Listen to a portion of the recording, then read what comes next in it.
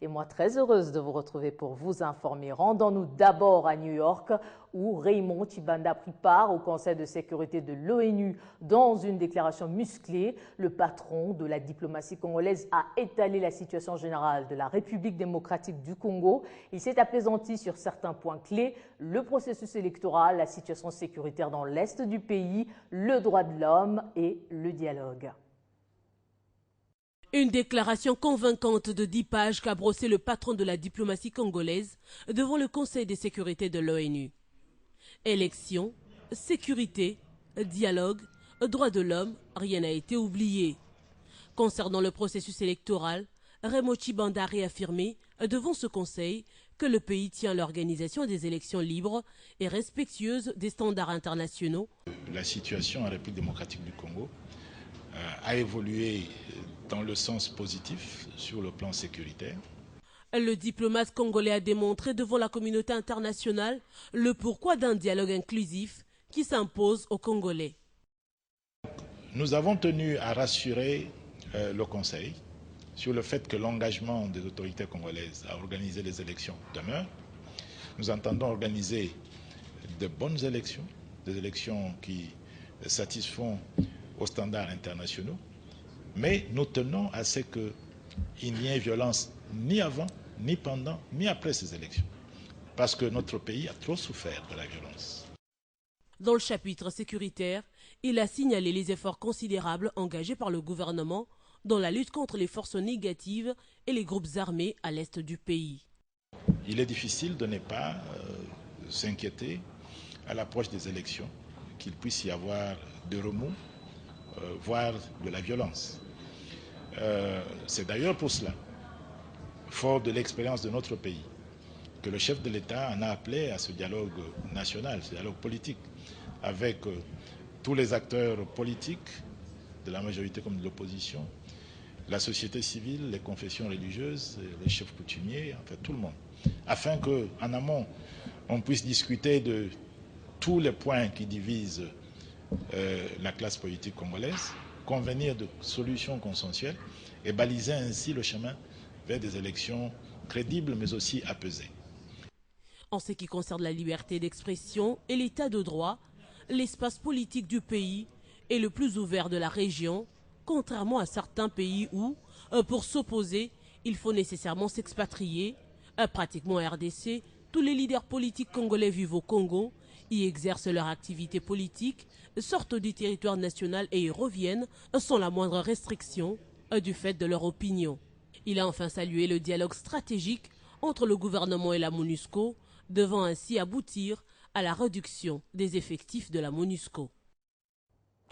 Retour au pays, direction le Sénat pour parler de la plénière qui s'est tenue aujourd'hui. 2 points à l'ordre du jour, 3 projets de ratification et le rapport PAJ sur la vérification du mandat du 2e suppléant du sénateur Pius Isoyongo. La Chambre haute a également passé en revue le vote de la proposition de loi portant amélioration des infrastructures de base pour le développement des provinces. Guy Chungou nous fait le point.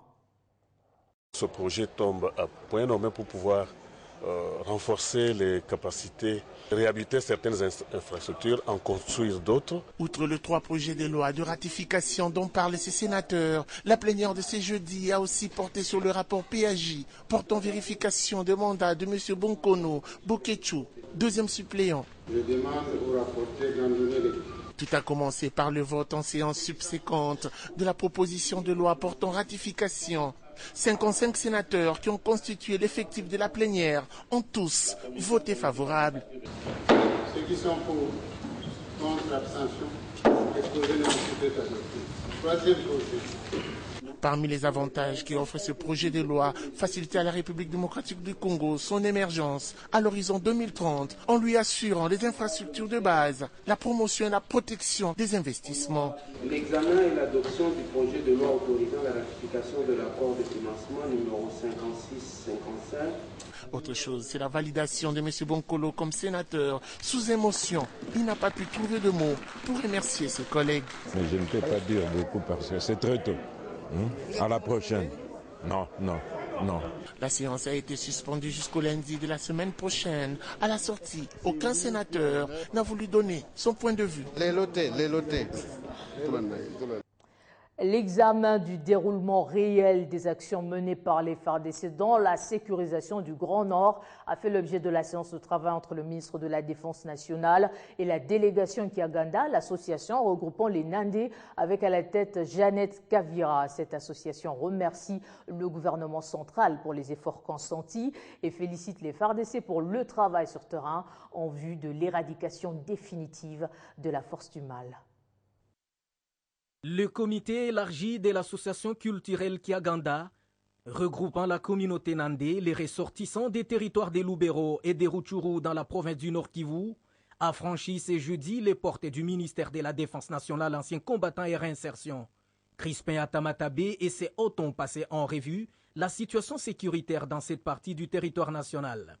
À la tête de la délégation, Kavira Jeannette, qui a salué les efforts des FARDC sur les terrains des opérations pour leur détermination à combattre l'ennemi jusqu'au sacrifice suprême, pense que le ministère de la Défense nationale est une bonne adresse pour une solution durable. Le patron de la Défense, à ses côtés, le vice-ministre et toute l'organisation ont suivi avec attention le rapport des fils et filles du Grand Nord et une promesse est celle de trouver une solution immédiate et durable. Au sortir de cette séance de travail, Kavira Jeannette a, au nom de toute la délégation, remercié le gouvernement pour son engagement à rétablir la paix et matérialiser la révolution de la modernité dans cette partie du pays. Autre titre d'actualité, c'est la présentation ce jeudi à Kinshasa du guide pratique des infractions de violence et d'échange des pratiques en matière d'instruction de dossiers de violences sexuelles. Ce recueil a été présenté aux officiers de police judiciaire et aux officiers du ministère public afin de renforcer leurs capacités. Question de mieux connaître les différentes formes de violences sexuelles et de mener avec efficacité leurs investigations. Cet ouvrage a été conçu dans le cadre du programme Femmes, Hommes, Progressons Ensemble de la coopération allemande GIZ financée par l'Union européenne. Ce guide aura la mission de familiariser les officiers de la police judiciaire et ceux du ministère public sur le traitement des dossiers de violences sexuelles. Le rédacteur de cet ouvrage, qui en fait la présentation au cours de cette journée pédagogique, a indiqué qu'il se devrait d'informer les acteurs clés sur l'existence de ce document et les renseigner sur certaines pratiques compromettant la bonne exécution de la loi sur les violences sexuelles. Cet ouvrage résume les différentes formes de violences sexuelles. On a compris que les OPJ avaient du mal à bien définir les infractions, à déterminer les éléments constitutifs de l'infraction, à déterminer l'élément légal, encore moins les sanctions, étant donné qu'il y a 4 lois qui existent pour des mêmes faits. Quelques participants à cet événement soulignent ici l'importance de ces guides pour leurs professions respectives. Ça a été utile pour les OPJ et les magistrats du parquet au motif qu'ils ont découvert la procédure de l'audition de la victime comme du prévenu. Selon ce que moi j'ai retenu, les 2 grandes formes de viol, parce qu'on a parlé du viol ainsi que de l'attentat à la pudeur et les 19 autres formes. Ce n'est pas d'un coup que les gens doivent directement changer les comportements. Ça va nécessiter un peu de temps pour que les gens s'infèrent aux réalités de violences sexuelles. Le programme Femmes et Hommes, Progressons Ensemble, financé par l'Union européenne, a pour objectif d'aider le gouvernement et les populations à adopter une nouvelle approche des relations hommes-femmes afin de lutter contre les violences sexuelles.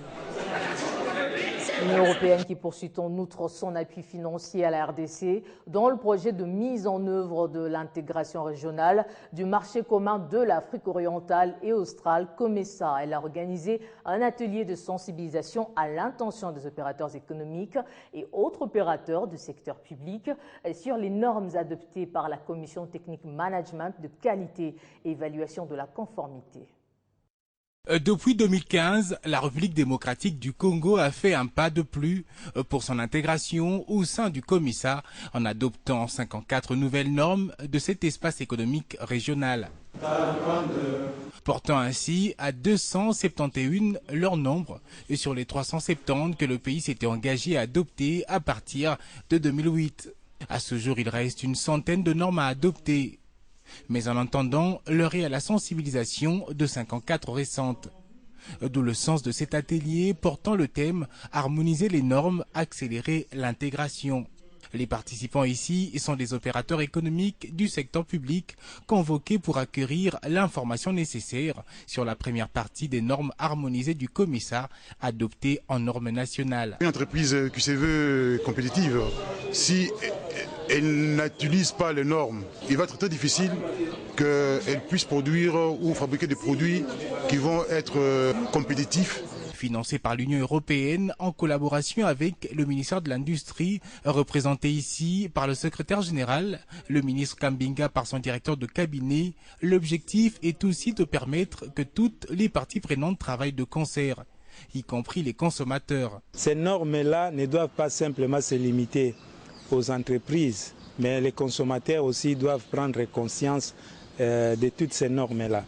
Rappelons qu'à ce jour, de ces normes du COMISA, 370 au total, la République démocratique du Congo en compte 271 faits aujourd'hui en normes nationales. Leur répartition, 141 normes du secteur agroalimentaire, 15 du secteur électrotechnique, 27 sur l'évaluation de la conformité et management qualité, 11 sur les ciments courants, 13 sur les bois, sur les aciers 44, 14 sur les grandeurs et unités fondamentales et enfin 6 sur les emballages en plastique. Les jeunes regroupés au sein de la Fédération nationale des jeunes entrepreneurs du Congo entendent sensibiliser le Parlement sur la mise en place de plusieurs lois, notamment celles liées à la sous-traitance et l'entrepreneuriat. Les membres du comité national de cette fédération souhaitent que ces lois figurent parmi les matières à traiter au cours de la session actuelle. Ils l'ont fait savoir au ministre en charge des relations avec le Parlement dans une audience qu'il leur a accordée. Le premier a serré la main du ministre Kinkie Eric Makwala, coordonnateur de la Fédération nationale des jeunes entrepreneurs du Congo. Auprès du responsable de relations avec le Parlement, une importante préoccupation portant sur des lois à inscrire à la session de mars, tout récemment ouverte au Parlement selon leurs souhaits. Ici, le groupe mène un plaidoyer visant l'enregistrement de 4 lois en tout sur l'entrepreneuriat, la sous-traitance, le fonctionnement des tribunaux de commerce et celle modifiant le code de la famille. Et au terme de cet échange, la Fédération nationale des jeunes entrepreneurs du Congo se dit satisfait de l'inscription de ces lois au calendrier de la session actuelle, mais souhaite qu'elles soient examinées et votées, car l'enregistrement au calendrier est une chose, mais l'examen et le vote en sont tout autres. Nous sommes venus d'abord parce que nous en avions eu 4. Et c'était d'abord pour le remercier et pour remercier le Parlement d'avoir pris en compte ces recommandations et ces préoccupations.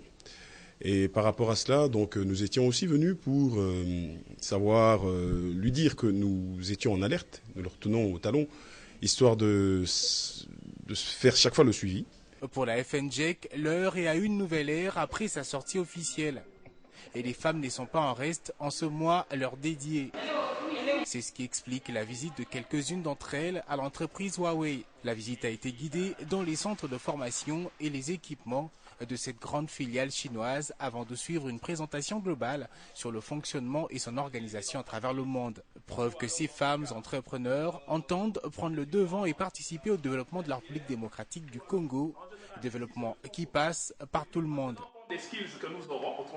Processus électoral, 3e et dernier jour de campagne électorale aujourd'hui pour les candidats gouverneurs et vice-gouverneurs de 21 nouvelles provinces dont le scrutin est prévu le 26 mars prochain. Ce jeudi, le secrétaire général de la majorité présidentielle, Obamina Kunjala-Njoko, et le vice-premier ministre, membre du bureau politique du PALU, Willy Makiachi, sont arrivés à Bandundu-Ville pour soutenir le candidat gouverneur pour la province de Kwilu, Godel Kinyoka. Regardez.